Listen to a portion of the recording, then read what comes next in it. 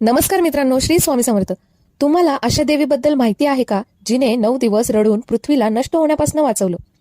दुर्गम नावाच्या एका राक्षसाने वेद नष्ट करण्याचा प्रयत्न केला. त्याने ब्रह्मदेवाची तपश्चर्या करून सर्व वेद मिळवले आणि ते पाताळात नेऊन लपवले. वेद गायब झाल्यामुळे सर्व धार्मिक कार्य थांबली. निसर्गाचा समतोल बिघडला आणि पृथ्वीवर सगळीकडे दुष्काळ पडला. अशा संकटाच्या वेळी ऋषीमुनींनी आई जगदंबेचा धावा केला. तेव्हा जगदंबा शाकंभरी स्वरूपामध्ये प्रकट झाली. तिला वनशंकरी, बनशंकरी किंवा शताक्षी या नावांनी देखील ओळखलं जातं. देवीने दुर्गम राक्षसाचा वध केला आणि सर्व वेद पुन्हा शोधून आणले. पृथ्वीवरचा दुष्काळ नष्ट करण्यासाठी तिने आपल्या पूर्ण शरीरावर असंख्य डोळे निर्माण केले आणि त्यातूनच 9 दिवस अश्रू वाहिले.